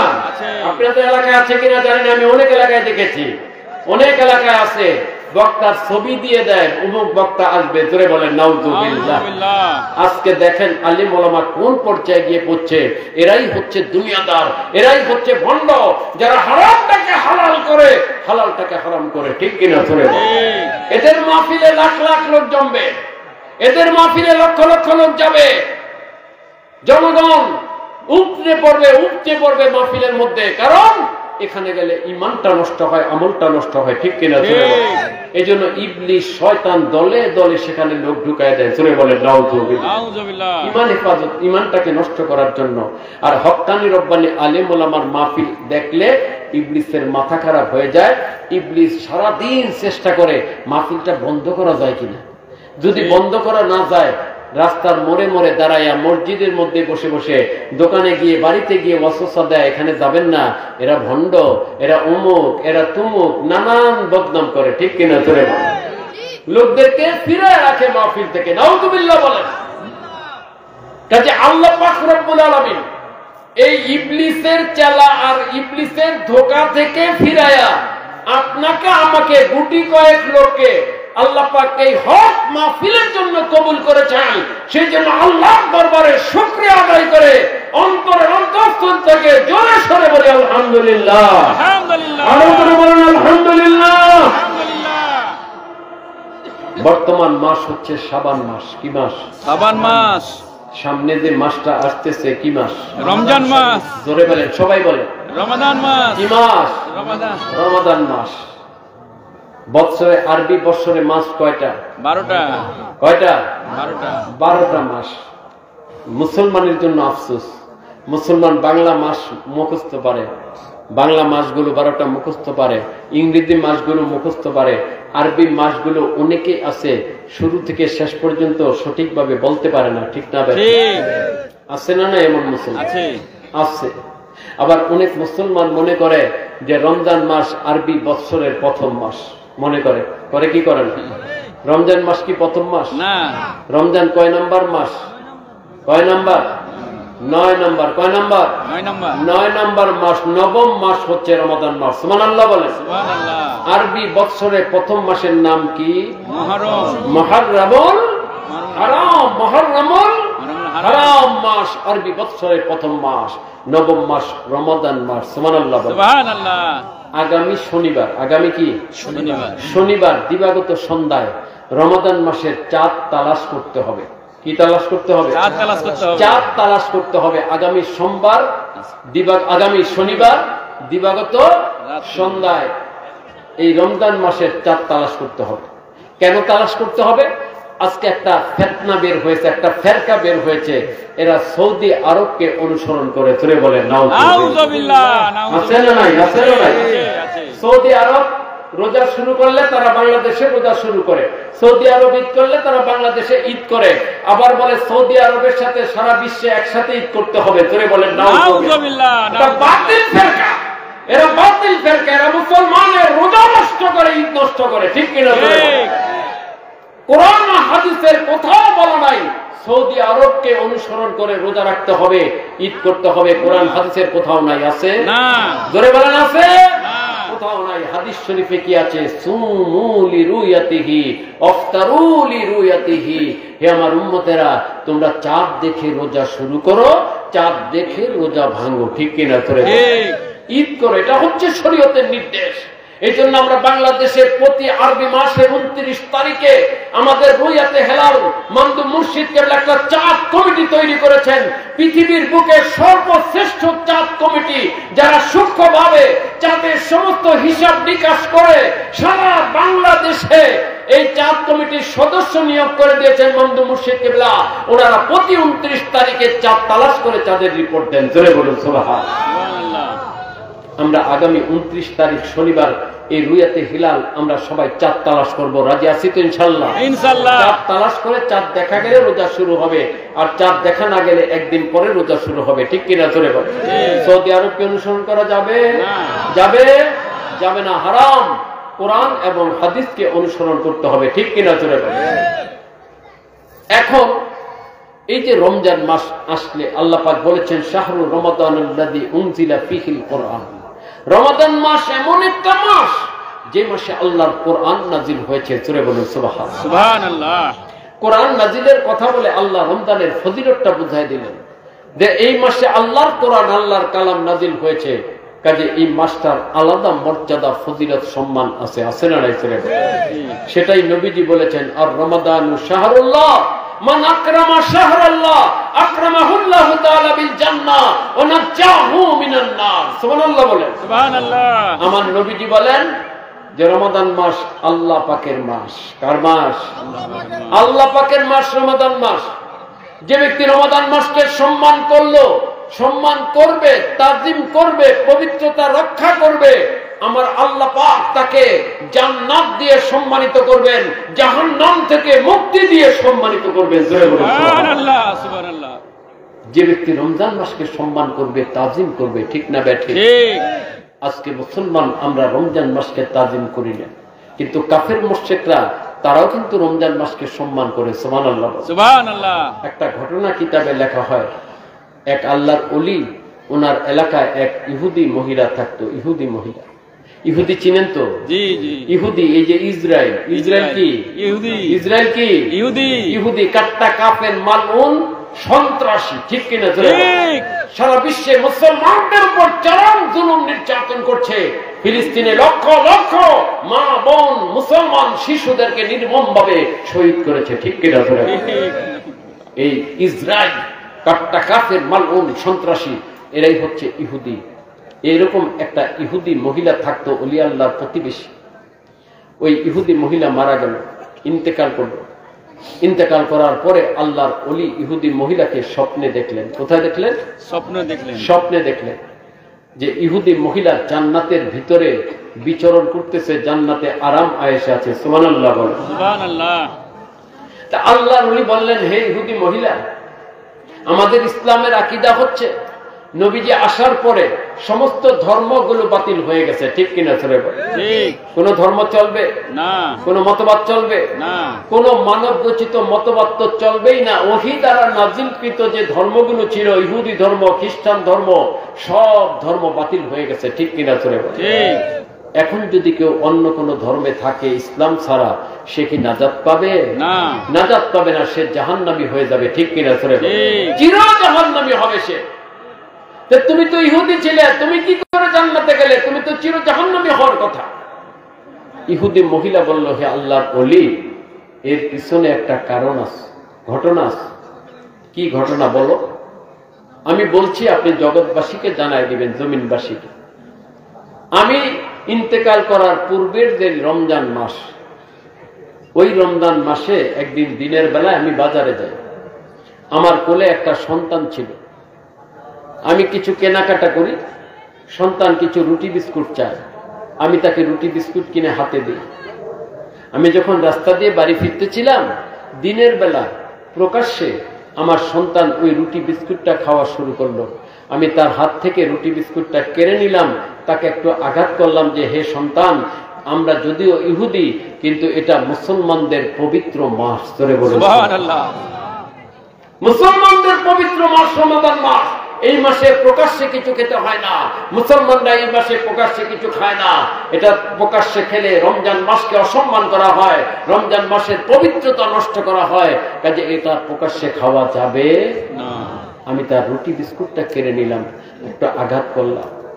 এই যে আমলটা করলাম, রমজান মাসকে সম্মান করেছি, পবিত্রতা রক্ষা করেছি, এই জন্য আল্লাহ পাক আমার ইন্তেকালের সময় আমাকে ঈমান দান করেছেন, আমার জবান দিয়ে জারি করে দিয়েছেন কালিমা তাইয়্যিবা, লা ইলাহা ইল্লাল্লাহ মুহাম্মাদুর রাসূলুল্লাহ সাল্লাল্লাহু আলাইহি সাল্লাম। চিৎকার করে বলি সুবহানাল্লাহ।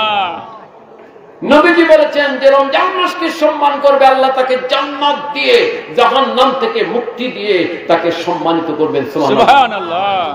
ইহুদি মহিলা রমজান মাসকে সম্মান করেছিল, এই জন্য আল্লাহ তাকে ঈমান দিয়ে জাহান্নাম থেকে মুক্তি দিলেন, জান্নাতে প্রবেশ করায় দিলেন। সুবহানাল্লাহ। আরো জোরে বলেন সুবহানাল্লাহ। কিন্তু আমরা মুসলমান দাবি করি, আমরা মুসলমান কিন্তু রমজানের পবিত্রতা রক্ষা করি না, ঠিক কিনা? জোরে প্রকাশ্যে হোটেলগুলো খোলা থাকে, একটা পর্দা ঝুলায় নামকা ওয়াস্তে, বাহির থেকে সবই দেখা যায়। বেরোজদাররা খাওয়া দাওয়া করতেছে, রোজাদাররা দেখতেছে। জোরে বলেন নাউজুবিল্লাহ। আছে না নাই? আছে না নাই? এগুলো প্রকাশ্যে করছে, রমজানের পবিত্রতা নষ্ট করছে। রমজান মাসে অশ্লীল সিনেমা বেশি মুক্তি পায়, তোরে বলেন নাউযুবিল্লাহ। তাদেরকে জিজ্ঞাসা করা হয় আপনারা রমজান মাসে কেন অশ্লীল সিনেমা বেশি ছাড়েন? এরা জবাব দেয় রমজানে তো মানুষ সিনেমা দেখতে চায় না, অশ্লীল ছাড়লে হয়তো দেখতে আসবে। তোরে বলেন নাউযুবিল্লাহ, আরো তোরে বলেন নাউযুবিল্লাহ। অশ্লীল সিনেমা বেশি মুক্তি পায়। রমজান মাসে মহিলাদের বেপরদা যেন আরো বেড়ে যায়। প্রথম 10 দিন একটু ভালো থাকে, মাথায় কাপড় চোপড় থাকে। 10 দিন পার হওয়ার পরে মার্কেট যখন শুরু হয়ে যায়, ঈদের মার্কেট, তখন আর বেপরদার কথা বলার অপেক্ষাই রাখে না। ঠিক কিনা? তোরে বেপরদা বেহায়াপনা এমন ভাবে বেড়ে যায়, রাস্তাঘাটে মার্কেটে তো বেপরদা মহিলার জন্য যাওয়াই যায় না। ঠিক কিনা? তোরে বেপরদা বেহায়াপনা বেড়ে যায়। রমজান মাসে স্কুল কলেজগুলোকে খোলা রাখা হয়। তোরে বলেন নাউযুবিল্লাহ। স্কুল কলেজ মাদ্রাসা খোলা রাখা হয় রমজান মাসে, পড়ালেখা নষ্ট হবে এই অজুহাত দিয়ে তারা স্কুল কলেজ মাদ্রাসাগুলো খোলা রাখে। নাউযুবিল্লাহ। এতে করে যুবক যুবতী ছাত্র ছাত্রীরা তারা রোজা রাখতে পারে না। ঠিক কিনা? তোরে বলেন রমজানের পবিত্রতা তারা নষ্ট করে। কাজেই আমরা সরকারের কাছে দাবি করব, সরকারের কাছে আমরা দাবি করব যে রমজান মাসে প্রকাশ্যে হোটেল রেস্তোরাঁ খাওয়া দাওয়া চলবে না। ঠিক আমরা সরকারের কাছে দাবি জানাই, রমজান মাসে অশ্লীল সিনেমা তো দূরের কথা, কোন সিনেমাই রমজান মাসে চলতে পারবে না। সিনেমা হলগুলোকে বন্ধ করে দিতে হবে রমজান মাসে। আমরা সরকারের কাছে দাবি জানাই যে রমজান মাসে বেপরদা বেহায়াপনা বন্ধ করতে হবে। ঠিক কিনা? অশ্লীল অশ্লীলতা বন্ধ করতে হবে। ঠিক কিনা? আমরা সরকারের কাছে দাবি জানাই যে রমজান মাসে কোন স্কুল কলেজ মাদ্রাসা কোচিং সেন্টার খোলা থাকতে পারবে না। 1 তারিখ থেকে 30 তারিখ প্রতিটা দিন রমজান মাসে স্কুল কলেজ বন্ধ রাখতে হবে। ঠিক কিনা? এটা মুসলমানের দাবি। রমজান মাসকে সম্মান করতে হবে, তাজিম করতে হবে। ঠিক কিনা? আমরা মুসলমান 98% মুসলমান এই দেশে। ঠিক কিনা? 98% মুসলমান। এই দেশের রাষ্ট্রদিন হচ্ছে ইসলাম। তোরে বলুন সুবহানাল্লাহ। এই দেশে কেন এগুলি চলবে রমজান মাসে? চলতে পারে না। ঠিক কিনা? তোরে বলুন রমজানের পবিত্রতা রক্ষা করতে হবে। আমি একটা হাদিস শরীফ বলে আলোচনা শেষ করব। মেশকাত শরীফে আছে, বুখারী মুসলিম শরীফও পাবেন। সালমান ফারসি রাদিয়াল্লাহু তাআলা আনহু বর্ণনা করেন, নবীজি শাবান মাসের শেষ দিন আমাদেরকে খুতবা দিতেন, ওয়াজ করতেন। এই যে শাবান মাস আছে না, এই শাবান মাসের শেষ দিন, রমজানের আগের দিন নবীজি খুতবা দিতেন, ওয়াজ করতেন রমজানের গুরুত্ব বোঝানোর জন্য। তোরে বলেন সুবহানাল্লাহ। কি বলতেন? নবীজি বলতেন, ক্বালা রাসূলুল্লাহ সাল্লাল্লাহু আলাইহি সাল্লাম, ইয়া আইয়ুহান নাস ক্বাদ আযাল্লাকুম শাহরুন আযীম ফীহি লাইলাতুন খায়রুম মিন আলফি শাহর। চিৎকার করে বলুন সুবহানাল্লাহ। নবীজি বলেন, হে মানুষেরা, তোমাদের মাঝে একটা মহান মাস আসতেছে। তোরে বলুন সুবহানাল্লাহ। শাহরুন আযীম, শাহরুন আযীম বলা হয়েছে। আযীম মানে মহান, অনেক বড়, অনেক সম্মানিত একটা মাস তোমাদের কাছে আসতেছে। জোরে বলুন সুবহানাল্লাহ। ফীহি লাইলাতুন খায়রুম মিন আলফি শাহর। এই মাসের মধ্যে এমন একটা রাত্র আছে যে রাত্রটা 1000 মাসের চাইতেও শ্রেষ্ঠ। সুবহানাল্লাহ, সুবহানাল্লাহ। ওই রাত্রটা কোন রাত্র? কোন রাত্র? লাইলাতুল কদর। লাইলাতুল কদর, শবে কদর। এই শবে কদরের কথা বলে আমার নবী প্রথমে রমজানের ফজিলত বর্ণনা করলেন। জোরে বলেন সুবহানাল্লাহ। তাহলে কদর আমাদের দরকার আছে না নাই? আছে।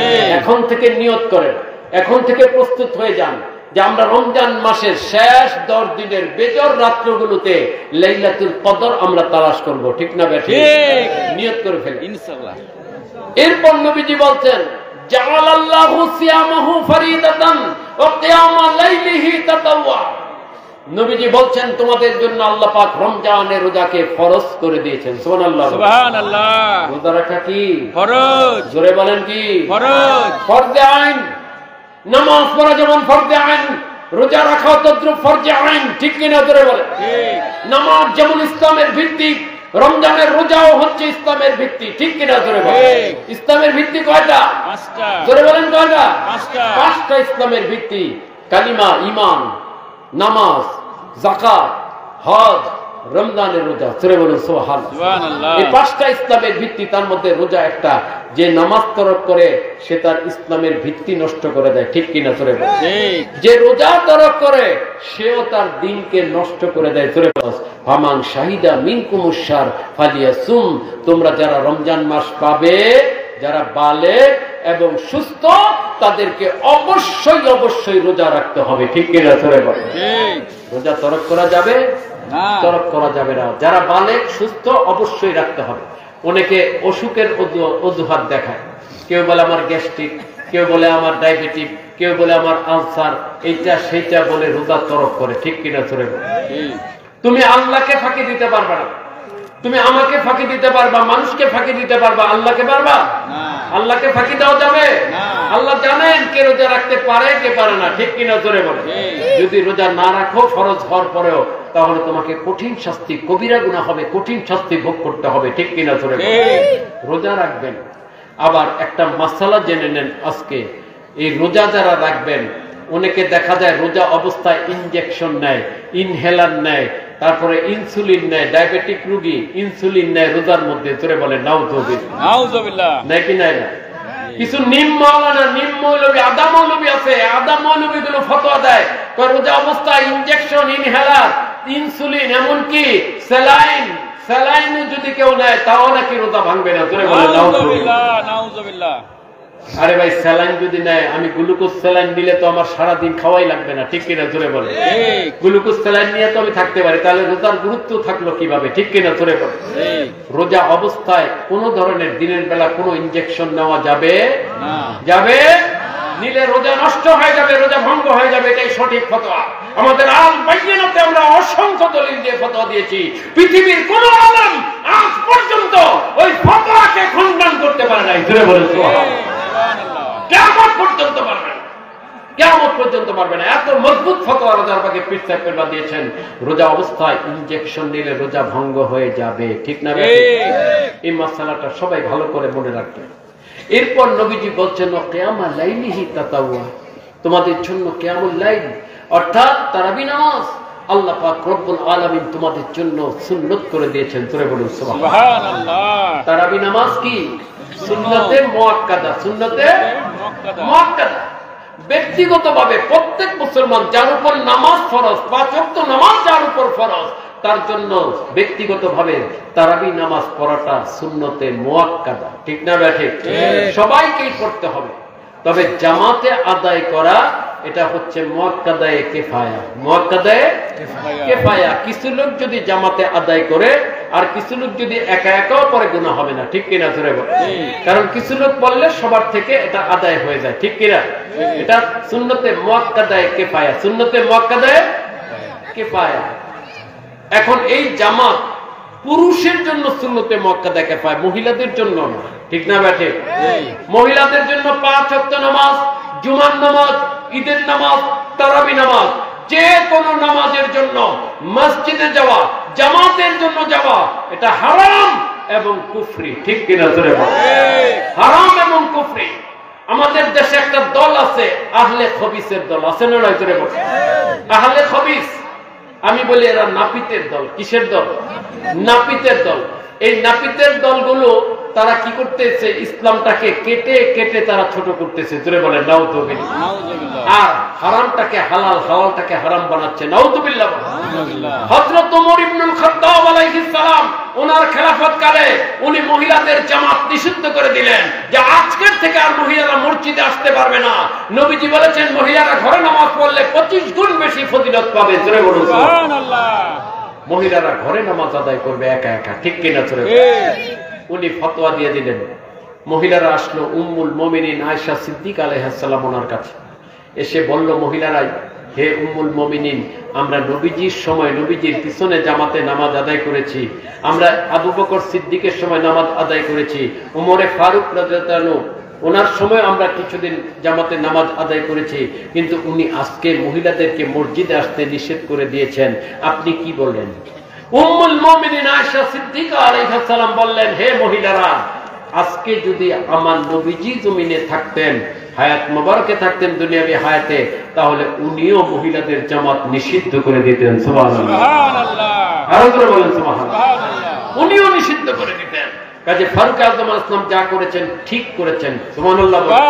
আজকের থেকে আর মহিলারা মসজিদে যেতে পারবে পারবে না। কাজে যে যত বড় কথাই বলুক না কেন, আপনারা ঘর থেকে বের হবেন না। মহিলারা ঘরে নামাজ আদায় করবেন। মসজিদে যাওয়া, ঈদগাহে যাওয়া, তারাবির জন্য অন্য বাড়িতে যাওয়া, জামাতে নামাজ আদায় করার জন্য, এটা হারাম হারাম হারাম। ঠিক কিনা চলে বলে? মহিলারা ঘরে একা একই নামাজ আদায় করবে, পুরুষেরা জামাতে পড়বে। ঠিক কিনা? এটা শরীয়তের ফায়সালা। আর তারাবি নামাজ হচ্ছে কয় রাকাত? 8 রাকাত। 20 রাকাত। কয় রাকাত? 20 রাকাত। কয় রাকাত? 20 রাকাত। 20 রাকাত। এই নাপিতের দল 20 রাকাতকে কেটে 8 রাকাত বানায় দিয়েছে। জোরে বলেন নাউজুবিল্লাহ। তারাবি 8 রাকাত আছে কোথাও? না, একটা দলিলও নাই। আমি কিয়ামত পর্যন্ত চ্যালেঞ্জ দিয়ে যাচ্ছি, কিয়ামত পর্যন্ত চ্যালেঞ্জ। পৃথিবীর জমিনে এমন কোন মাওলানা মৌলবী যদি জন্ম নিয়ে থাকে, সে একটা দলিল দেখাক, একটা জয়ীফ দলিল, জয়ীফ হাদিসও যদি দেখাতে পারে যে 8 রাকাত তারাবির কথা হাদিসে উল্লেখ আছে, আমরাও 8 রাকাত তারাবি পড়বো। ঠিক কিনা? কিন্তু তারা কিয়ামত পর্যন্ত পারবে না, পারবেও না। আমরা তাদেরকে অনেকবার বাহাসের চ্যালেঞ্জ দিয়েছি, পৃথিবীর যে কোনো জায়গায় তোমরা বসতে চাও, যদি মক্কা শরীফে বসতে চাও, মদিনা শরীফে বসতে চাও, পৃথিবীর যে কোনো জায়গায়, চাঁদের দেশে গিয়ে যদি বসতে চাও, আমরা বসতে রাজি আছি। দলিল দিয়ে প্রমাণ করো কোথায় 8 রাকাতের কথা আছে। ঠিক না বেটা? দলিল দিতে হবে। হাতু বুরহানাকুম ইন কুনতুম সাদিকিন। সত্যবাদী হলে দলিল পেশ করো। ঠিক কিনা? আমরা দলিল পেশ করেছি। কানা রাসূলুল্লাহ সাল্লাল্লাহু আলাইহি ওয়াসাল্লাম ইউসাল্লি ফি রমাদান 20 রাকাতান। সুবহানাল্লাহ। সুবহানাল্লাহ। নবীজি রমজান মাসে 20 রাকাত তারাবি পড়তেন। খোলাফায়ে রাশিদিন 20 রাকাত তারাবি পড়েছেন। ইমাম মুস্তাহিদ 20 রাকাত তারাবি পড়েছেন। 20 রাকাত তারাবির উপরে সাহাবীদের ইজমা হয়ে গেছে। জোরে বলুন সুবহানাল্লাহ। আরো জোরে বলুন সুবহানাল্লাহ। কাজে তারাবি নামাজ 8 রাকাত পড়ার কোনো অধিকার নাই। ঠিক কিনা? জোরে বলেন। 8 রাকাত যদি কেউ তারাবি পড়ে, বাকি 12 রাকাতের জন্য তাকে কঠিন জবাবদেহি করতে হবে, কঠিন কবিরা গুনাহ হবে। ঠিক কিনা? জোরে বলেন। ওয়াজিব তরকের গুনাহ হবে। 1 রাকাতও কম পড়া যাবে না। আজকে আর একটা নতুন ফিতনা বের হয়েছে। সৌদি ওহাবি ইহুদি সরকার, সৌদি ওহাবি ইহুদি সরকার। আমরা সৌদিকে ওহাবি আর ইহুদি সরকার বলি, কারণ সৌদি সরকার ইহুদিদের গোলামি করে। ঠিক কিনা? জোরে ঠিক। সৌদি সরকার ওহাবি মতবাদের ধারক এবং গ্রাহক। ঠিক কিনা? জোরে ঠিক। এই সৌদি ওহাবি সরকার ঘোষণা দিচ্ছে তারা রমজান মাসে 10 রাকাত তারাবি পড়বে। জোরে বলেন নাউজুবিল্লাহ। আরো জোরে বলেন নাউজুবিল্লাহ। নাউজুবিল্লাহ। কেন? অজুহাত দেখাইছে। রমজান মাসে অনেকে উমরা করতে আসে, অনেক লোকজন হয়, পরিষ্কার পরিচ্ছন্ন করতে অনেক সময় লাগে। কাজে 20 রাকাত তারাবি পড়লে তো অনেক সময় লাগবে, পরিষ্কার পরিচ্ছন্ন করা যাবে না, এই জন্য 10 রাকাত পড়বে। জোরে বলেন নাউজুবিল্লাহ। তুমি কি নবী হয়ে গেছো? তুমি কি রাসূল হয়ে গেছো? তোমাকে কি নবুয়ত দেওয়া হয়েছে? নাউজুবিল্লাহ বলেন। নাউজুবিল্লাহ। তুমি তো কাদিয়ানী হয়ে গেছো। কাদিয়ানী যেমন নবী দাবি করে নতুন শরীয়ত জারি করেছে, তুমি আবার নতুন শরীয়ত জারি করতেছো। তারাবি নামাজ 10 রাকাত, আমার নবী বলেছেন 20 রাকাত, তুমি পড়ো 10 রাকাত। তুমি তো আমার নবীর দুশমন। ঠিক কিনা? জোরে ঠিক। তুমি ইসলামের দুশমন। ঠিক কিনা? জোরে কোথায় গেলা তুমি 10 রাকাত তারাবি? বাকি 10 রাকাত কে পড়বে? বাকি 10 রাকাতের হিসাব কে দিবে? ঠিক কিনা? জোরে তো তীব্র প্রতিবাদ করতে হবে মুসলমানদেরকে। এরকম শরীয়তের উপর হাত দেওয়ার অধিকার কোনো মানুষের নাই। ঠিক কিনা? জোরে ঠিক। শরীয়তে যেটা ফয়সালা হয়েছে কিয়ামত পর্যন্ত থাকবে। কমালেও কাফের হয়ে যাবে, বাড়ালেও কাফের হয়ে যাবে। ঠিক কিনা? জোরে ঠিক। কাজে এরা কাফের, এরা মুসলমান না। এরা মানুষকে শরীয়তটাকে নিজের মন মতো চালায়। জোরে বলেন নাউজুবিল্লাহ। এদের থেকে সাবধান থাকবেন। তারাবি নামাজ কয় রাকাত? 20 রাকাত। 20 রাকাত তারাবি পড়তে হবে। 1 রাকাতও কম পড়া যাবে না। মহিলাদের জন্য তারাবি জামাতে যাওয়া সওয়াব না গুনাহ? গুনাহ, হারাম, কবিরা গুনাহ হবে। বেপর্দা, কারণ পর্দা করা ফরজ। ঠিক না বেঠে? আর তারাবি নামাজ জামাত এটা সুন্নতে মুআক্কাদাও না, মহিলাদের জন্য মুস্তাহাব, জায়েজ না, বরং হারাম। ঠিক কিনা? জোরে বলেন। সেখানে বেপর্দা হয়ে সে মসজিদে যায়। জোরে বলেন নাউজুবিল্লাহ। পর্দার খেলাপ করে। কাজে পর্দা করা ফরজ। মহিলাদেরকে পর্দায় থাকতে হবে এবং নামাজ কালাম পর্দার সাথে পড়তে হবে। ঠিক কিনা? জোরে বলেন ঠিক। এই মাসআলাগুলো সবাই মনে রাখবেন। ঠিক। এরপর নবীজি বলতেছেন, দেখেন, ওমান কানা বিখাসলাতিন মিনাল খায়র কানা কামান আদ্দা ফরিদাতান ফিমা সাওয়া। কেউ যদি রমজান মাসে একটা নফল করে, সুন্নত আমল করে, অন্য সময় একটা ফরজ আদায় করলে যে ফজিলত, তার চেয়ে বেশি ফজিলত পাবে। জোরে বলুন সুবহানাল্লাহ। ঠিক না বেঠে? একটা নফল করলে একটা ফরজের সমান সওয়াব। ওমান আদ্দা ফরিদাতান ফিহি কানা কামান আদ্দা 70 ফরিদাতান ফিমা সাওয়াহু। সে যদি রমজান মাসে একটা ফরজ আদায় করে, অন্য সময় 70টা ফরজ আদায় করলে যে ফজিলত তার চেয়ে বেশি ফজিলত পেয়ে যাবে। সুবহানাল্লাহ। পাবে কি পাবে না? পাবেন। এই জন্য দেখবেন অনেকে রমজান মাসে যাকাত আদায় করে। করে কি করে? রমজান মাসে যাকাত দেয়। যদিও বলা হয়েছে হাদিসে হাযা শাহরু যাকাতিকুম, রমজান মাস তোমাদের যাকাতের মাস। কেন বলা হয়েছে? রমজান মাসটা কিন্তু যাকাতের সাথে সম্পর্কযুক্ত না। আপনার বৎসর যেদিন পূর্ণ হবে আপনি সেদিন যাকাত দিবেন, ঠিক না বেঠিক? যে কোনো মাসে আপনার বৎসর পূর্ণ হতে পারে, যে কোনো মাসে আপনি যাকাত দিতে পারেন, কিন্তু নবীজি বলেছেন এটা তোমাদের যাকাতের মাস। কেন? রমজান মাসে যদি আপনি একবার যাকাত দেন, অন্য সময় 70 বার যাকাত দিলে যে ফজিলত, রমজানে একবার দিলেই তার চেয়ে বেশি ফজিলত। তুলে বলো সুবহানাল্লাহ। ঠিক না বেঠিক? যাকাত দেওয়ার দরকার আছে না নাই? যাকাত ফরজ হলে দিতে হবে কি হবে না? যাকাত কি সবার জন্য?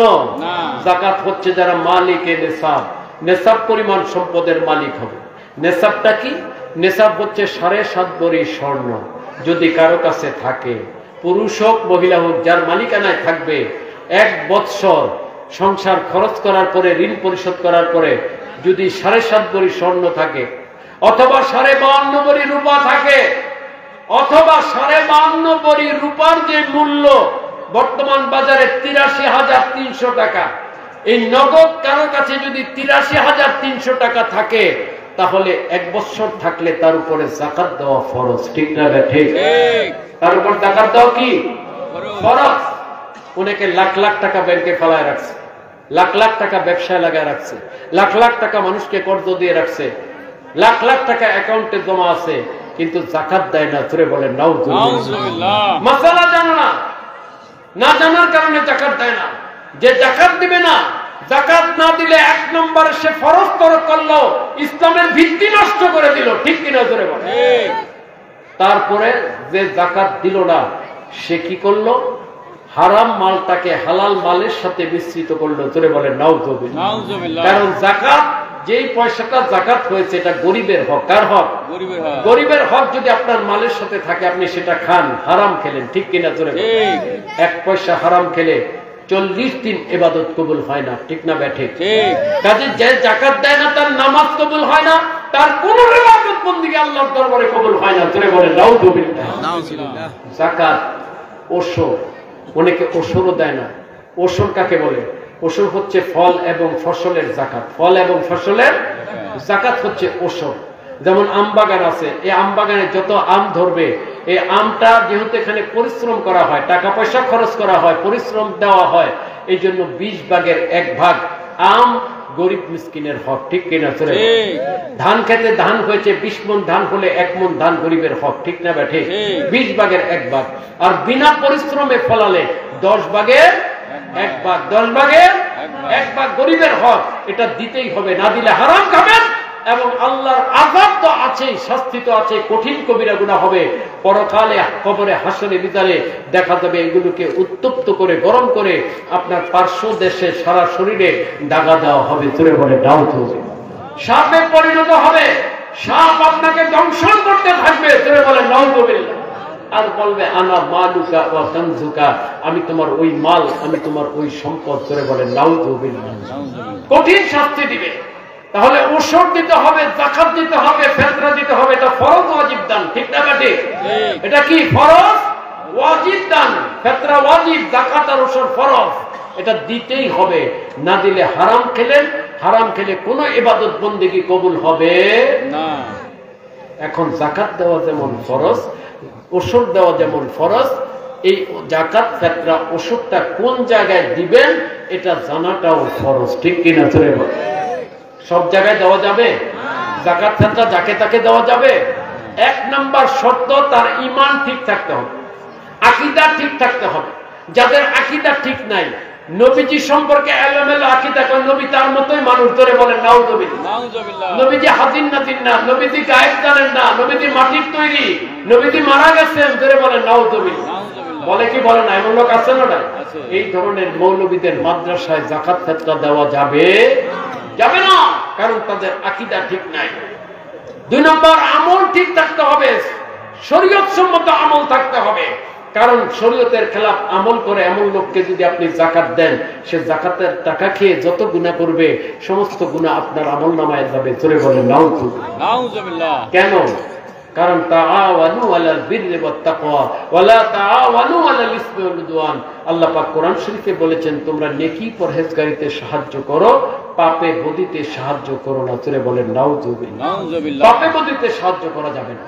আমরা জেনেছি, অনেক জায়গায় খবর পেয়েছি, যারা বেনামাজি, যারা শরীয়ত মতে চলে না, এদেরকে যাকাতের টাকা দেওয়া হয়েছে, টাকা পেয়ে তারা টেলিভিশন কিনে টেলিভিশন দেখে। জোরে বলেন নাউযুবিল্লাহ। যাকাতের টাকা দিয়ে হিরোইন কিনে খায়, নাউযুবিল্লাহ। যাকাতের টাকা দিয়ে ইয়াবা খায়, যাকাতের টাকা দিয়ে গাঁজা খায়। জোরে বলেন নাউযুবিল্লাহ। এই ধরনের লোকদেরকে যাকাত ফেতরা দিবেন না।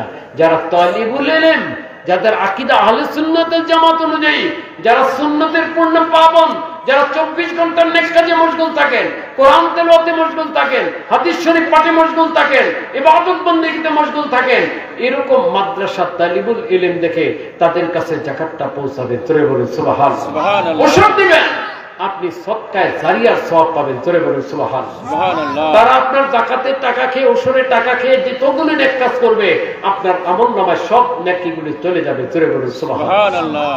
এখন বলতে পারেন, হুজুর আমরা এমন মাদ্রাসা কোথায় পাবো?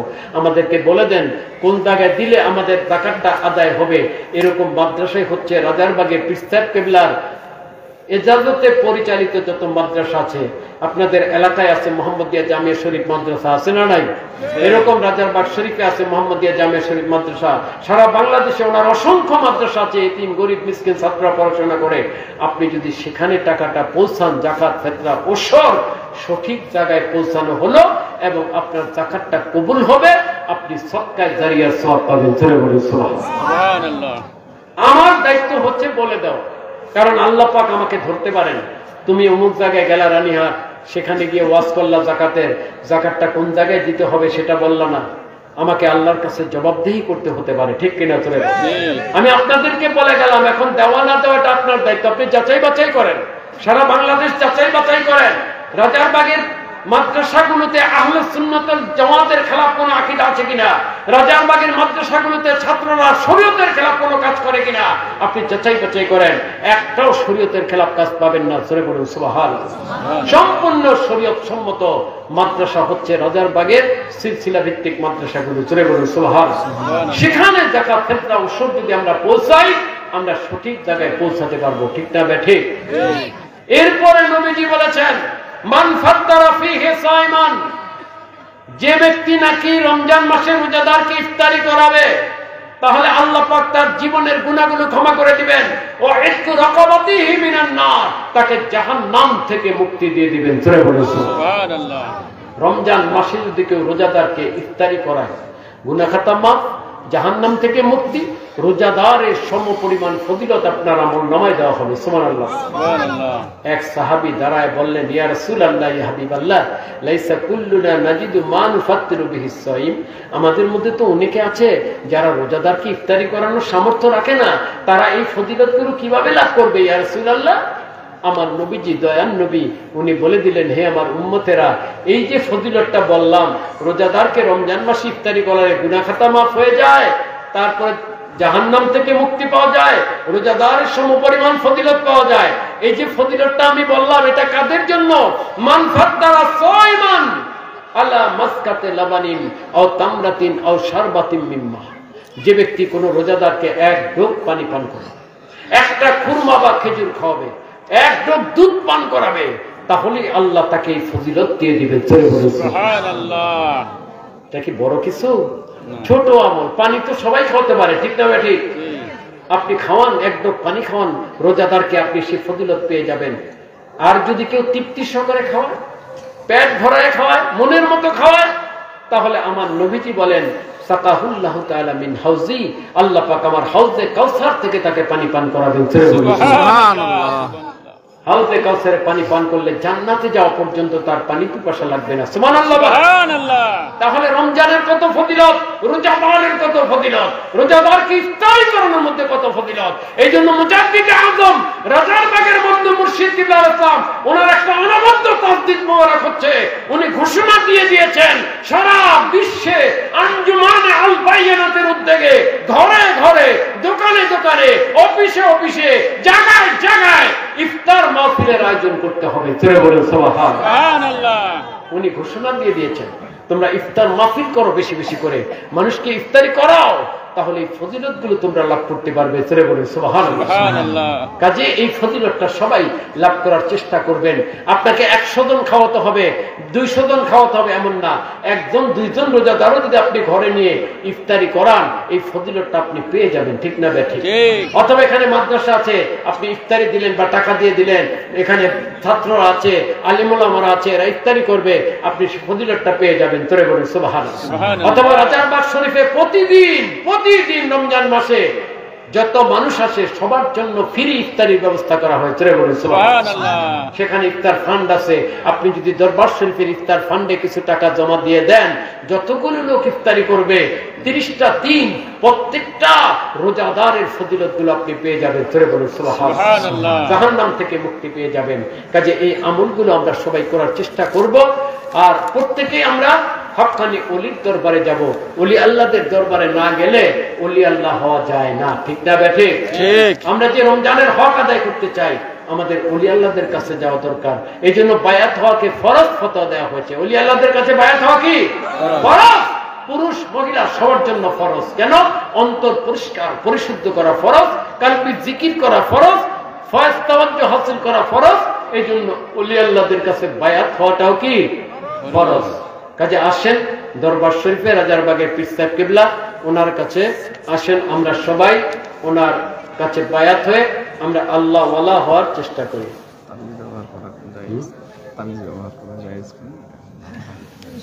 আচ্ছা, এখানে একটা সওয়াল দেওয়া হয়েছে, 2টা সওয়াল, সবাই মনোযোগ দিয়ে শুনেন। তাবিজ ব্যবহার করা কি জায়েজ না হারাম? কোরআন হাদিসের দৃষ্টিতে যেটা শরীয়ত সম্মত তাবিজ, শরীয়ত সম্মত তাবিজ, কেউ কোরআনের আয়াত লিখে দিল, হাদিস লিখে দিল, অথবা শরীয়ত সম্মত কোনো কিছু লিখে দিল, এটা তাবিজে ভরে ব্যবহার করা এটা জায়েজ আছে। এর অনেক দলিল রয়ে গেছে। আল বাইনাতে আমরা ফতোয়া দিয়েছি, সেটা পড়ে নেবেন। তাবিজ ব্যবহার করা জায়েজ। অনেকে বলে এটা শিরক, কোনো শিরক না। কারণ এই তাবিজ ভালো করে এটা কিন্তু আমাদের বিশ্বাস না, এর উসিলায় আল্লাহ পাক ভালো করেন। ঠিক না বেঠিক? যদি তাবিজ ব্যবহার করা শিরক হয়, ডাক্তারের কাছে যাওয়া শিরক হবে। ঠিক কিনা? জোরে। ডাক্তার কি রোগী ভালো করে? কে ভালো করেন? আল্লাহ। আল্লাহ ভালো করেন। আমরা কি ডাক্তারকে আল্লাহ মনে করি? করি না। ওষুধকে কি আল্লাহ মনে করি? আমরা ওষুধ খাই, বলি ওষুধে আমার রোগ ভালো করেছে, এটা শিরক হবে। যদি কেউ বলে অসুখ আপনার ঔষধে আপনার রোগ ভালো করেছে, ডাক্তারে ভালো করেছে, তাহলে শিরক হবে। ঠিক না বেটি? কে ভালো করেন? আল্লাহ। আল্লাহ। ডাক্তার উসিলা, ওষুধ হচ্ছে উসিলা। ঠিক কিনা? ভালো করেন আল্লাহ, তাবিজ হচ্ছে উসিলা। কোরআনের আয়াত হাদিস এগুলো উসিলা। ঠিক না বেঠিক? নবীজি ঝাড়ফুঁক করেছেন, সাহাবায়ে কেরাম ঝাড়ফুঁক করেছেন, তাবিজ দিয়েছেন, এটা হাদিস শরীফ দ্বারা প্রমাণিত আছে। জোরে বলুন সুবহানাল্লাহ। কদম বসি করা হারাম অনেকেই বলে থাকে, শরীয়তের ফয়সালা কি? বলে থাকলে তো হবে না, আপনি বললে কি মানতে হবে? শরীয়তের দলিল দিতে হবে। ঠিক না বেঠিক? সৌদি ওয়াহাবি 10 রাকাত তারাবি পড়বে বলেছে, এটা কি জায়েজ হবে? আমরাও কি 10 রাকাত পড়বো? তাকে দলিল দিতে হবে 10 রাকাতের। ঠিক না বেঠিক? কাজে কদম বসি করা হারাম, এটার দলিল দিতে হবে। একটা দলিলও কেউ দিতে পারবে না কোরআন হাদিস থেকে। বরং আবু দাউদ শরীফ, তিরমিজি শরীফের হাদিসে আছে স্বয়ং সাহাবায়ে কেরাম সরাসরি আমার নবীর কদম মোবারকে চুম্বন করেছেন। জোরে বলুন সুবহানাল্লাহ। এটাই হচ্ছে কদম বসি। কদম বসি সুন্নতে সাহাবা। কদম বসি কি? সুন্নতে সাহাবা। অনেকে বলে যে মাথা নিচু হয়, পায়ে চুম্বন করতে গেলে মাথা নিচু হয়। নিচু হলে কি হয়েছে? মাথা তো কত কারণে আমরা নিচু করি, করি কি করি না? যদি নিয়ত করে সিজদার নিয়তে মাথা নিচু করে তাহলে শিরক হবে। ঠিক কিনা? জোরে বলুন। কদম বসির নিয়তে যদি মাথা নিচু করে শিরক হবে না। সারাদিন আমরা নামাজ পড়ি, জামাতে নামাজ পড়ি না? জামাতে নামাজ পড়ি, দেখা যায় মসজিদে আপনার সামনে যে দাঁড়াইছে, আপনার সামনে একজন দাঁড়ায় না, আপনি পিছনে আছেন, আপনি সিজদা দিলেন, আপনার মাথাটা তার পায়ের কাছে গেছে, গেছে কি গেছে না? আপনি কি তাকে সিজদা করলেন? না। সিজদা করলেন তাকে? না। যদি তাকে নিয়ত করে সিজদা করেন তাহলে শিরক হবে। মানুষকে সিজদা করা হারাম, শিরক। ঠিক না বেঠিক? কাজে মাথা নিচু করলেই শিরক হয় না, মাথা নিচু করলে শিরক হবে না। কদম বসি করলে মাথা পায়ের কাছে